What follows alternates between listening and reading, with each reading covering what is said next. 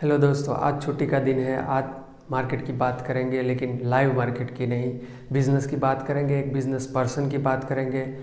आपने नाम सुना होगा टेस्ला का। मैंने कल भी बात की थी। उसका रिज़ल्ट आया था, एक्सपेक्टेड से बहुत नीचे था, 6% के अराउंड नीचे था। तो कल टेस्ला का स्टॉक 11% गिर गया है।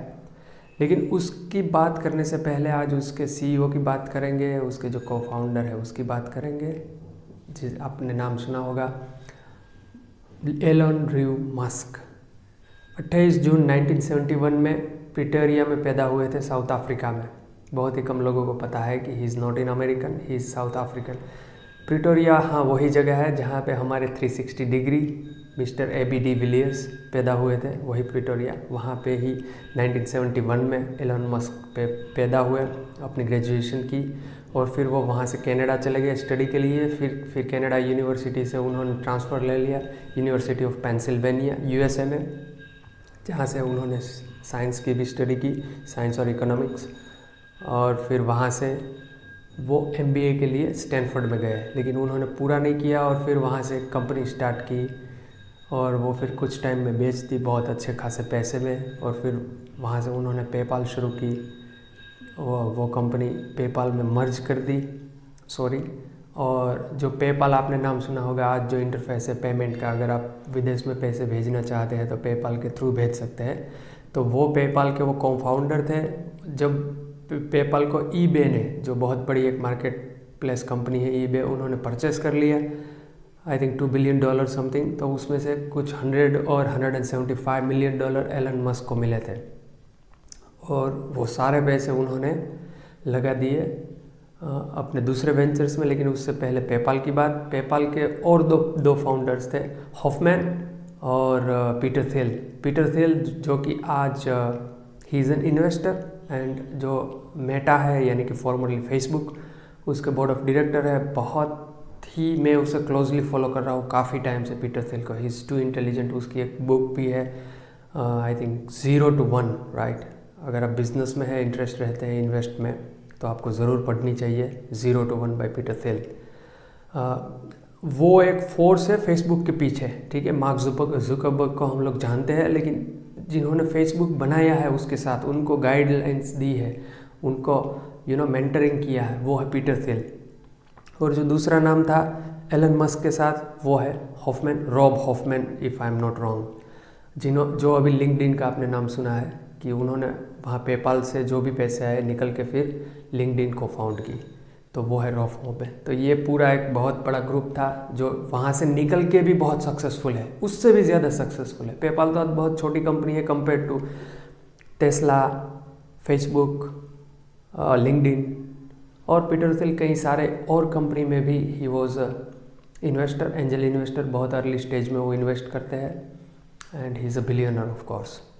तो फिर जो भी पैसे आए, उस पैसे को एलन मस्क ने मेनली 2 कंपनी में डाला, स्पेसएक्स और टेस्ला, ठीक है। स्पेसएक्स क्या करती है, तो वो स्पेस में भेजती है लोगों को। उसका एक प्रोग्राम उन्होंने बनाया कि सस्ते दरों में हम लोगों को स्पेस में भेजेंगे, मून पे भेजेंगे, मून मिशन, ठीक है। तो उसके लिए वो काम करती है गवर्नमेंट के साथ भी और नासा के साथ भी। उसके बहुत सारे प्रोजेक्ट्स अभी चल रहे हैं। काफ़ी पैसे एलन मस्क में उसने डाले हुए हैं। और जो दूसरा है, उसने सबसे ज़्यादा पैसे डाले, वो थे टेस्ला, जो इलेक्ट्रिक व्हीकल बनाती है। 2008 में आई थिंक उसने डाले थे वहाँ पे, 2008 समथिंग। और आज बन के he is become the CEO and founder of Tesla. अब उसकी थोड़ी सी बिफोर दैट बायोग्राफी दे देता हूँ कि अभी वो किस किस कंपनी में पोजीशन होल्ड कर रहे हैं और पहले करते थे। आप अगर लिस्ट भी सुनोगे आपको पता चलेगा। He is the founder and chairman, CEO and CTO of SpaceX, angel investor and CEO and product architect and former chairman of Tesla Inc., owner, chairman and CTO of X Corp, founder of the Boring Company and the XAI, co-founder of Neuralink and OpenAI, and president of the Musk Foundation. इतनी एक उन्होंने boring company भी found की है, जो tunnel बनाती है ज़मीन के नीचे, टनल, बड़े बड़े टनल्स बनाती है, वो भी उन्होंने फाउंड की है। ही इज़ को फाउंडेड दैट। और उन्होंने XAI किया है, जो अभी ओपन AI है, ChatGPT अगर आपने नाम सुना हो, तो ओपन AI में भी वो को फाउंडर है। और इसके अलावा भी बहुत सारे छोटे मोटे प्रोजेक्ट्स वो करते रहते हैं, क्योंकि उनको कुछ नया करने की आदत है, रिस्क लेने की आदत है, जो मार्केट में अभी तक नहीं है उसको लाने में, उस पर बेट करने में वो विश्वास रखते हैं। तो ये बात थी अब तक की टेस्ला की और उसके सीईओ जो अभी है उसकी, ठीक है। तो अब मेन चीज़ आती है टेस्ला पर आते हैं, जो अभी उसका रिज़ल्ट आया है। अभी मार्केट कंटिन्यूसली गिर रहा है, मैंने कल भी बताया था कि अभी भी मार्केट गिरा है, उसका शेयर कल 11% गिर गया था। लेकिन जो अंडरलाइंग रिजल्ट है, अब यहाँ से जो एलन मस्क है उसको टेस्ला के और शेयर्स चाहिए। उन्होंने ट्वीट भी किया था थोड़े दिन पहले कि उसको वोटिंग राइट चाहिए बोर्ड ऑफ डायरेक्टर्स में, बोर्ड ऑफ मेंबर्स में, ताकि वो अपना इन्फ्लुएंस कर सके और उसको कोई बोर्ड से निकाल ना सके। उसके साथ एक ख़राब एक्सपीरियंस हुआ था 2002 में, जब उन्होंने एक कंपनी बनाई थी और उसको निकाल दिया गया था वहाँ से, बोर्ड ऑफ डायरेक्टर्स में से। तो उसको अभी वो नहीं करना है, इसलिए उनको इन्फ्लुएंस चाहिए टेस्ला के बोर्ड ऑफ डायरेक्टर्स में, और उनको 26% होल्ड चाहिए, 25%, ठीक है। और वो सीख ले रहे हैं मेटा से, जो कि मार्क जुकरबर्ग है, उन्होंने भी ये सेम किया। वो भी करंटली मेटा के बोर्ड में 26% वोटिंग राइट रखते हैं, कि वो जो करना चाहते हैं उसको रोकना मुश्किल है, असंभव तो नहीं लेकिन मुश्किल ज़रूर है। ऐसा उन्होंने कर दिया है, वो जो करना चाहते हैं वो करना चाहते हैं। और वही सेम एलन मस्क भी चाहते हैं कि वो पावर उनके पास हो, जहाँ तक टेस्ला की बात है, कि वो जो करना चाहते हैं उसको कोई रोक ना पाए, ठीक है। या रोकना चाहे तो वो मुश्किल बहुत हो। तो वो अभी जो उसका स्टेक है वो 13% है टेस्ला के टोटल स्टॉक का, लेकिन उनको जो वोटिंग शेयर चाहिए वो 25% से ज़्यादा चाहिए। वो बोल रहे हैं कि अगर इतना शेयर मेरे पास है तो ही मैं आगे का भविष्य के बारे में सोच सकता हूँ। वो इसमें एआई और रोबोटिक्स भी डेवलप करना चाहते हैं टेस्ला में, लेकिन वो बोल रहे हैं अगर आप मुझे 25% वोटिंग शेयर नहीं दे रहे हैं तो मैं वो कहीं और जाके डेवलप करूँगा। तो एक तरह से ब्लैकमेलिंग भी करना चाहते हैं बोर्ड्स को कि आप करिए, ठीक है।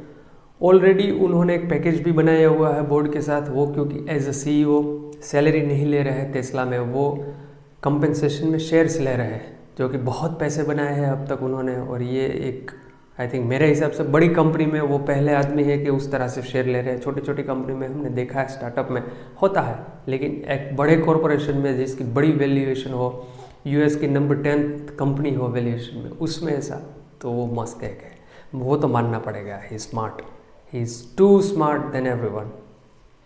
तो अभी भी वो चाहते हैं कि ज़्यादा शेयर मिले। हालांकि वो ये बता रहे हैं कि उसको इकोनॉमी से ज़्यादा मतलब नहीं है, ज़्यादा पैसे नहीं चाहिए, उनको सिर्फ पावर चाहिए, क्योंकि वो आगे ले जाना चाहते हैं टेस्ला को। उसके पास फ्यूचर में प्लान से बहुत सारे, लेकिन हो सकता है कि जो बोर्ड है वो उनके साथ अग्री ना करे उस प्लान के लिए, तो इसलिए उनको वो वोटिंग पावर चाहिए कि वो जो करना चाहे वो कर सके। तो अब देखते हैं आगे क्या होता है, वोटिंग का क्या होता है।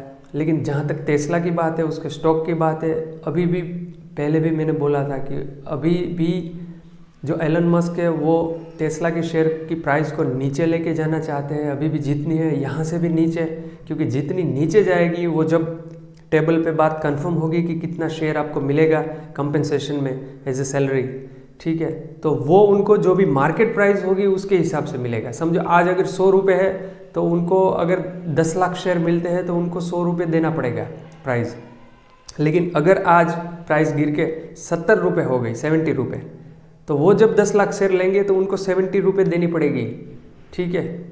तो इसलिए वो ऐसी उलट पुलट बातें करके, उलट पुलट न्यूज़ देते भी आपको नज़र आएंगे कि जिस तरह से जिसकी वजह से शेयर का प्राइस नीचे हो, मार्केट में अफरा तफरी हो, लोगों को अनसर्टेनिटी मालूम हो। ये नेचर है, ज़्यादातर बिजनेसमैन ऐसा करते हैं। बिजनेस में, कैपिटलिज्म में ये एक्सपेक्ट करते हैं हम कि हो, सब अपना ही देखते हैं, ठीक है। लेकिन सबसे ज़्यादा पैसे वाला आदमी है, वो उसको भी ज़्यादा पैसे चाहिए, उसको भी ज़्यादा पावर चाहिए। So this is how it is. हम ये नहीं बोलते कि पैसे ख़राब है, सही है, अगर कितने होने चाहिए, कितने सही है, कितने अच्छे हैं, कितने नहीं है, ये एक अलग डिबेट का है क्वेश्चन। लेकिन आज आप अगर देखोगे जिनके पास सबसे रिचेस्ट पर्सन है वर्ल्ड के, उसको भी अभी और पैसे चाहिए, अभी और शेयर चाहिए कंपनी के, ज़्यादा पैसे कैसे मिले उसके लिए वो काम कर रहे हैं, उसके लिए वो मार्केट को मैनिपुलेट भी कर रहे हैं। आप याद रखिए, इससे पहले 2018 में कुछ उन्होंने एक मैनिपुलेटिव ट्वीट की थी कि टेस्ला का हमें कोई इन्वेस्टर मिला है जो एक इतना शेयर खरीदना चाहते हैं, और फिर कुछ ऐसा हुआ नहीं और शेयर का दाम बढ़ गया था। तो जो वहाँ की SEC है, सिक्योरिटी काउंसिल, जो मैनेज करती है सारा, उन लोगों ने उन पर एक लॉ सूट दाखिल किया था और फिर उनको कुछ अराउंड $8 मिलियन समथिंग देना पड़ा था दंड में, ठीक है। तो वो कर चुके हैं ऐसा, गिल्टी भी फील हो चुके हैं और पैसे भी दे चुके हैं, भुगतान कर चुके हैं दंड का, पेनल्टी का, लेकिन फिर भी वो इससे बाज नहीं आते क्योंकि $8 मिलियन वो कोई बड़ी बात है नहीं मस्क जैसे आदमी के लिए। तो अभी भी वो करेंगे शेयर का प्राइस नीचे लेने के लिए सारी बातें, और उसमें से डेफिनेटली बिलियंस ऑफ डॉलर्स का मुनाफा करेंगे। तो ये बात थी टेस्ला की। और US मार्केट में अभी क्योंकि टेस्ला में स्थिति अच्छी नहीं है तो मार्केट भी थोड़ा उसकी इम्पैक्ट ज़रूर रहती है क्योंकि बड़ा स्टॉक है, और ओवरऑल फेड अगेन उसके इंटरेस्ट रेट का भी ये मसला है। तो मार्केट में थोड़ी तेज़ी देखने को नहीं मिलेगी, थोड़ा हमें संभल के चलना होगा क्योंकि उसकी इम्पैक्ट डेफिनेटली इंडियन मार्केट में भी होती है। तो आज के लिए इतना ही, कल फिर बात करेंगे मार्केट के बारे में। तब तक के लिए शुक्रिया, हैप्पी इंडिपेंडेंस डे। और आपको अगर हमारा चैनल ये कंटेंट पसंद आ रहा है तो लाइक करिए, शेयर करिए और सब्सक्राइब ज़रूर करिए। धन्यवाद।